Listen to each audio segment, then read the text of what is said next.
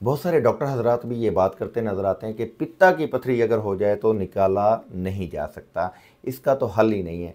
तो मैं सबसे पहले तो आज कुछ बात करना चाहूँगा कि पित्ता की पथरी बनती कैसे है, वजूहात क्या हैं, कौन सी ऐसी रूट काजेज़ हैं जिसकी वजह से पित्ता की पथरी बनती है।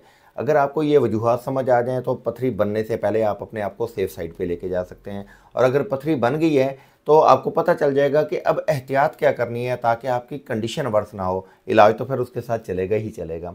तो सबसे पहले आपको ये बताऊँ कि मसालेदार ग़िज़ाएँ जब आप इस्तेमाल करते हैं तो वो सही तौर पे डाइजेस्ट नहीं हो पाती हैं, उनको डाइजेस्ट होने में ज़्यादा लंबा टाइम लगता है। अमूमी खुराक अगर 2-3 घंटे में डाइजेस्ट हो जाती है तो इनको 4 से 5 घंटे लगते हैं।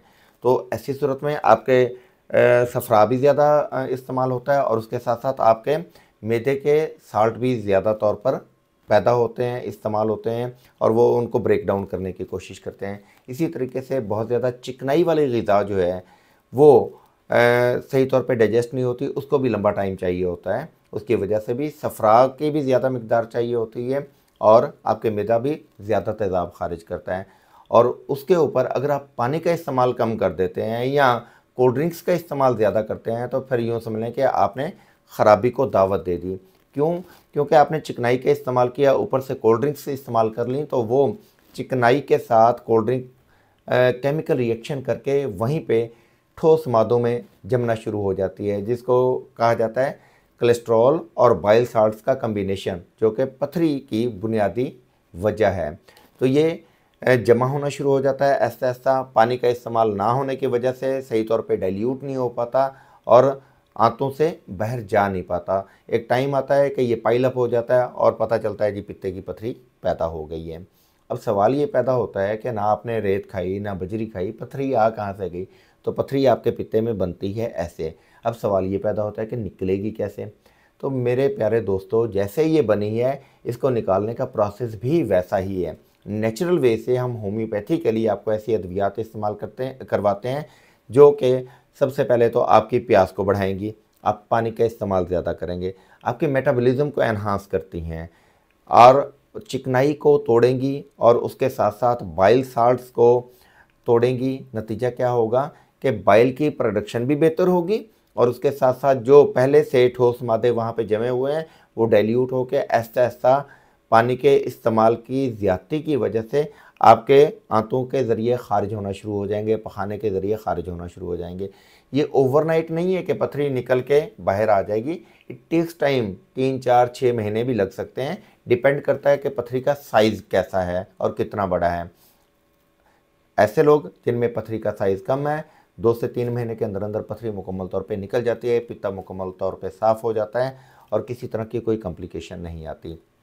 और जिनकी पथरी बड़ी है उसके साथ वो और भी बीमारियों का शिकार हैं, जैसे डायबिटीज़ है, हाइपरटेंशन है या किसी और तरह की अद्वियात के लिए किसी और तरह के अमराज के लिए वो अद्वियात इस्तेमाल कर रहे हैं, तो उनमें ये ज़्यादा लंबा टाइम भी लग सकता है। लेकिन इसका हरगिज़ ये मतलब नहीं है कि इलाज नहीं है। इलाज मुमकिन है, लेकिन अमूमी तौर पे आपको डरा दिया जाता है कि जी पथरी का फौरी तौर पे ऑपरेशन करवाएं नहीं तो मर जाएंगे। मुझे कोई एक एविडेंस दिखा दें अपने इर्द गिर्द गिरदो नवाह से ढूंढ कर कि जो पित्ते की पथरी थी और उसका ऑपरेशन नहीं हुआ और वो मर गया। आपको एक भी मिसाल ऐसी नहीं मिलेगी। खुदारा अल्लाह ताला ने जो आपको आर्गन दिया है उसकी हिफाजत कीजिए। जिस पित्ते को यूं ही निकलवा देने की बात की जाती है वो आपके बाइल को स्टोर करता है और आपका जिगर रोज़ाना 1.5 किलो के करीब बाइल जो है वो प्रोड्यूस करता है और वो पित्ते में आता है। अगर वो बाइल पित्ते में नहीं आएगा और ज़रूरत के मुताबिक आपके बदन में नहीं जाएगा और पित्ता निकलवा देते हैं तो वो फिर सारे का सारा बाइल डायरेक्ट आपकी आंतों में जाएगा। नतीजा क्या होगा? या आपको मोशन लगे रहेंगे या आपको कब्ज़ होती रहेगी।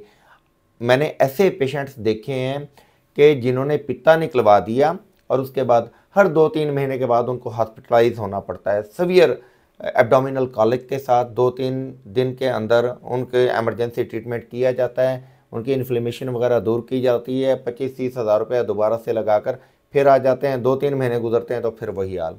तो क्या ये कोई ज़िंदगी है कि सारी उम्र पित्ता निकलवाने के बावजूद भी आप दवाएँ खाते रहें? तो क्या अक्लमंदी इसमें नहीं है कि पित्ते को बचा लिया जाए? सबसे बेहतरीन और अक्लमंदी का तरीका इलाज ये होता है कि हम अपने वाइटल ऑर्गन्स को सेव करें और नेचुरल वे से उनकी क्लींजिंग करें। याद रखिए, अगर हम क्लींजिंग के ऊपर फोकस करना शुरू कर दें तो ना गुर्दे में पथरियाँ बनेंगी, ना पित्ते में पथरियाँ बनेंगी, ना आपकी शरीयानों में कोलेस्ट्रॉल की मिकदार बढ़ेगी, ना ही आपके जोड़ों के अंदर यूरिक एसिड का मसला बनेगा। सिर्फ ज़रूरत है खुद को समझने की, खुद से प्यार करने की, अपने सिस्टम को बेहतर से बेहतरीन करने की, और उसके लिए cleansing is the one of the basic part of your body. पुराने हुक्मा हजरात जुशांदे और कहवे काढ़े इस्तेमाल करवाया करते थे ताकि बदन की क्लिनजिंग हो जाए। जब से जदीद मेडिकल साइंस आई है ये कंसेप्ट ही ख़त्म हो गया। अब तो कंसेप्ट है सुप्रेशन सुप्रेशन सुप्रेशन, जो भी आ रहा है, 2 मोशन आ गए, लगाओ जी ड्रिप, तीसरा मोशन नहीं आएगा। तीसरा मोशन तो नहीं आएगा, लेकिन वो जो टॉक्सिन्स आपके अंदर रह गए हैं वो कल को किसी बड़ी बीमारी का पेश खैमा साबित होंगे। आज थोड़ी सी खांसी हुई है, लगाओ जी इंजेक्शन, एंटीबायोटिक्स का कोर्स आपने करवा लिया, नतीजा क्या होता है कि सारी उम्र आपका बच्चा या आप दमे का शिकार हो जाते हैं, क्योंकि आपने सारा वो जो टॉक्सिन्स थे उनको तो अंदर ही दबा दिया। जो लंग्स के अंदर इन्फ्लेमेशन आ रही थी, जिसके रिएक्शन के अंदर आपकी बॉडी कफ प्रोड्यूस कर रही थी, आपने तो उसको होने ही नहीं दिया। स्किन पे थोड़ी सी खारिश आई, माँ बाप भाग पड़ते हैं बच्चों को लेकर या अपना इलाज कराने के लिए, नहीं नहीं जी स्किन पे एलर्जी नज़र नहीं आनी चाहिए, सारी उम्र शुगर करवा बैठते हैं। तो खुदारा ज़रा समझिए, सोचिए, ख़ुद से प्यार कीजिए। और आपके प्यार के लिए अल्लाह ताला ने हमें आपकी खिदमत के लिए पैदा किया है। अनवार होम्योपैथिक क्लिनिक मुल्तान को सर्च कीजिए, अपने इलाज मुआवजा के लिए हमसे रब्ता कीजिए।